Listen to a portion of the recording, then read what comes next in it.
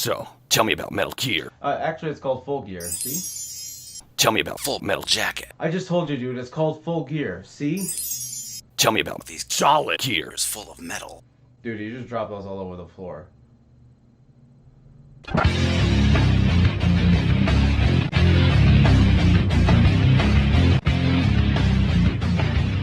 We're full of piss and vinegar here today, my fellow outlaws. This is your in-ring rundown, and I am that N-A-K-A-K-double-G. And yes, I almost legitimately fell through my basement this weekend. We're here tonight in New York City, full of pride and the power that it gives. And if that's anything like Vegeta, then this show should have a few awesome moments and then get its ass kicked by the next villain in the series. The pre-show match kicks off quite fiercely with Bea Priestley, the unprofessional, versus the dentist, Britt Baker, who has the goal to call herself an actual doctor. Bea Priestley tries to break as many rules as possible, going for nothing but kicks to the head in the beginning of this match, following in the teachings of her grandfather Elvis, who taught her that if you're not going for kill shots, then what's the point? And that tactic may actually work tonight because apparently the doctor has the flu. Because what can you really expect when you don't wear gloves and you put your hand in everyone's mouth like that? We get treated to the lovely voice that is the Tasmanian wrestling machine Taz, who makes this match at least 28.3% more interesting. But unfortunately, we only get about 12 minutes of that lovely commentary because Britt Baker lands a super kick and then Paige's old finisher before finishing her off with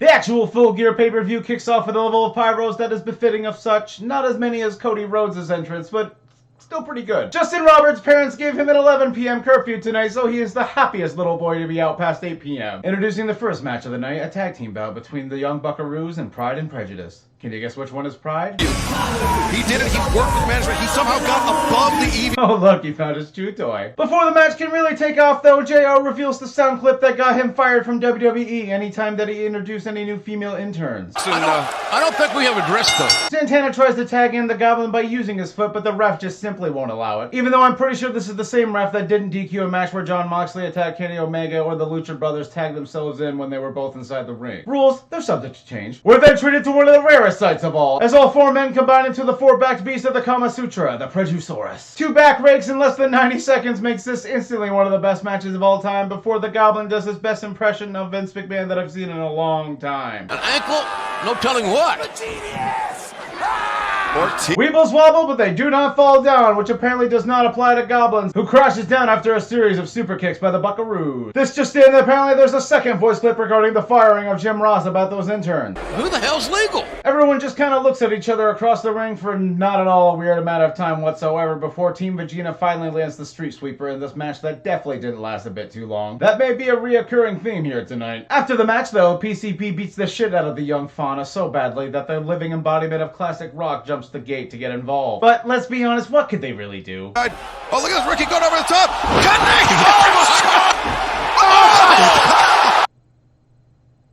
I could do that.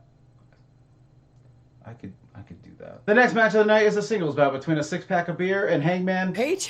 Jesus. Now you may think that this sign proves that he is a fan of Page, but unbeknownst to the rest of the world, he actually beat him at a courtside basketball game over the weekend and came here to tell him specifically about it. I've never been comfortable with Page using the Suicida El Torpedo. After hearing that, you may want to think that Jim Ross is massively racist, but it turns out he is just the only person on the planet that hits the suicide dive even more than I do. Then he goes on to promote the skills of our favorite ref with built-in substitute at level 1, also known as Brim Riceberg, who does a good job of doing the tango while Pac beats the shit out of Page for about 5 minutes. He does get cocky though, missing a Phoenix Splash, allowing the man who is hung to make a comeback of the Roman Reigns-like variety. So you know, clotheslines and more air moves than Jim Ross would prefer. Managing to lay out Pac in the corner of the ringside area as if he has nothing left to give. But to our surprise, Pac perfectly plays possum, pouncing upon Page, powerfully pulverizing him upon the posterior of his chair. How is this not a DQ? Pac clearly didn't read the no jumping on the bed rule tonight because he misses the black arrow as well, allowing Hangman Page to take the advantage and try to get him up close and personal with the ref. But Price prefers to only take his damage in a secondary fashion, counting to 3 when Hangman Page lands the Deadeye and surprisingly picks up a clean win over Pac. We get a highlight of all the great moments in the match while Jim Ross makes absolutely sure that you understand that ranking 2 is better than ranking 3. So we just had number 2 lose to number 3. Pat was rated rank 2 coming in. Page 3. I don't know who provides those stats, rankings.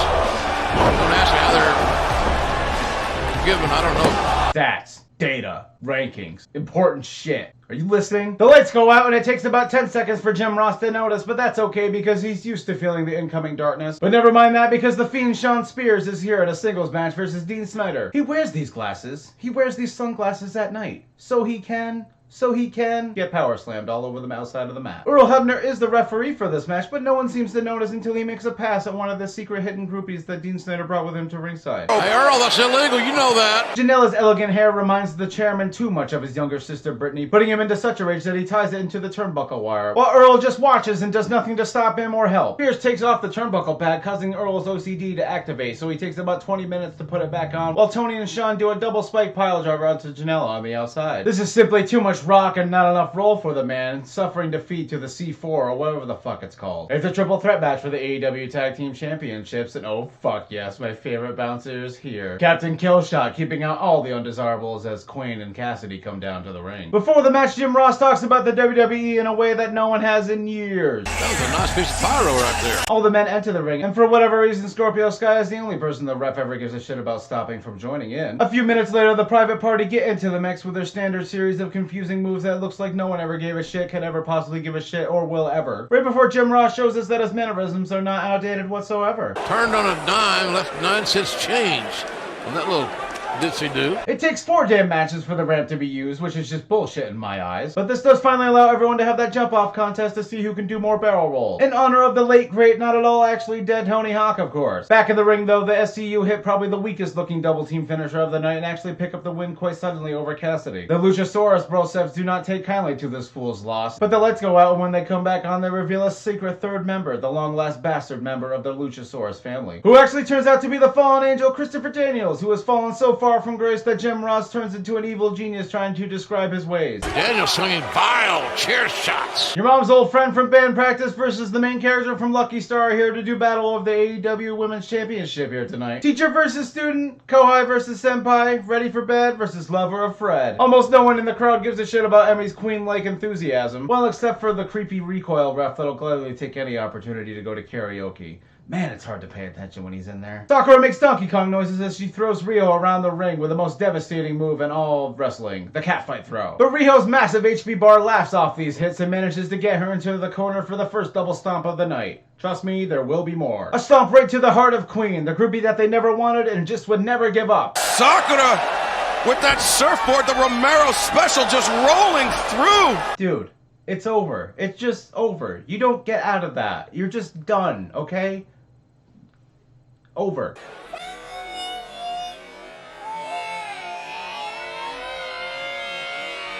Oh!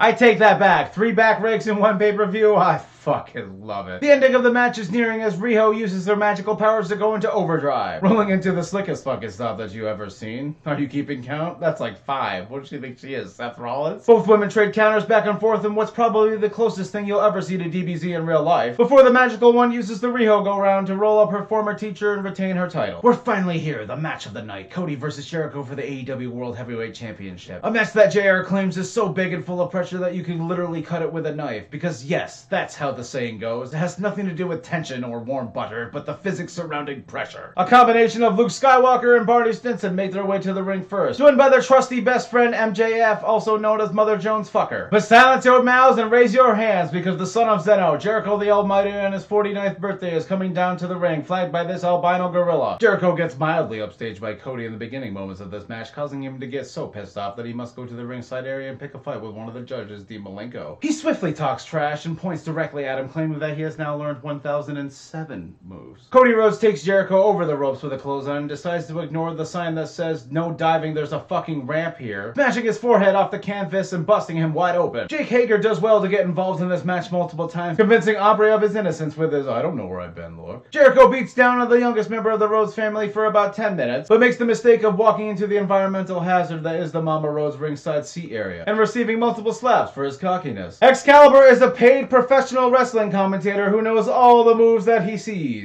Oh, the water wheel drop! What did Bob Holly used to call that move? You don't know that, do Guy you? does. Alabama slam. Ding, ding, ding. Seriously, who the fuck doesn't know what an Alabama Slam is? Hager's Deadeye's abilities gets overzealous, causing him to be thrown out of the rest of this match. When all of a sudden Jim Ross finally snaps, no longer able to hold his feelings regarding Jericho's massive cranium. That's hideous. That's goose egg level. Jericho whips down Cody with his belt for as long as he can before Aubrey says, "That's no good," and takes his new favorite toy away from him. Jericho throws a tantrum, putting Cody in one of the most brutal lion tamers that we've seen in years, causing MJF to throw in the towel for his best friend, no longer able to watch him suffer any longer. My momentary irritation at this match's ending is quickly put to rest as the weeping Michael deceives his blonde buddy with a low blow. The final match of the night that's not really happening is not really a match, and AEW has nothing to actually do with it. It's a bout between Jon Moxley and Kenny Omega in a lights out match, even though they never actually went out after Justin Roberts claimed that they were going to, so I guess this actually does count. This brutal matchup takes about 3 minutes before weapons are involved, with Kenny delivering the first shot onto Jon Moxley's head with a trash can lid. For some reason though, Jim Ross starts to talk to himself in the same way he does every time he tries to cook Thanksgiving dinner. How can it be good, JR? I don't know. Now, ladies and gentlemen, a match that lasts just a wee bit too long with a wee bit too many spots to call without going wee past an hour to commentate on them all. I've decided to help comprise a song to explain them more efficiently.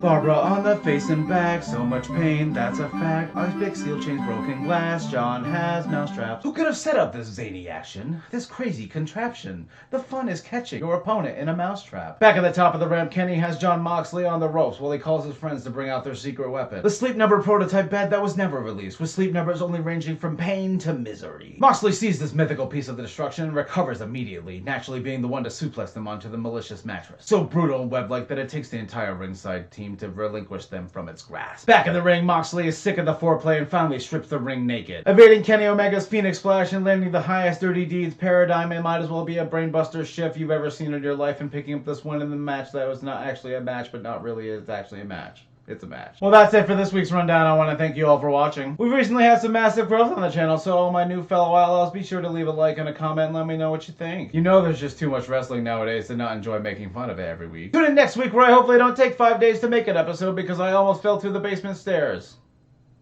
I don't want to talk about it. If you want to support the channel like these fine people and enjoy the even finer benefits that my fine ass can giveth, then I would appreciate it wholeheartedly and I will put it to good use, I swear. Thanks, babies. Did you know this is the man from Earth with all the girth while I'm trying to work on that girth and get smacks here? Be the character you know you're worth. Later. But the lights go out. But unbeknownst to the rest of the world, he actually beat him in a courtside basketball game. But and for whatever reason, Scorpio Sky is the only. And for whatever... Now, you may think that this Barbara on the back... evading Kenny... B. Presley makes sure to break all the rules as... B. Presley makes sure to break as many rules as possible, going nothing... But to our surprise, Pac plays possum, perfectly pouncing upon Paige, powerfully pulverizing his posterior post-haste.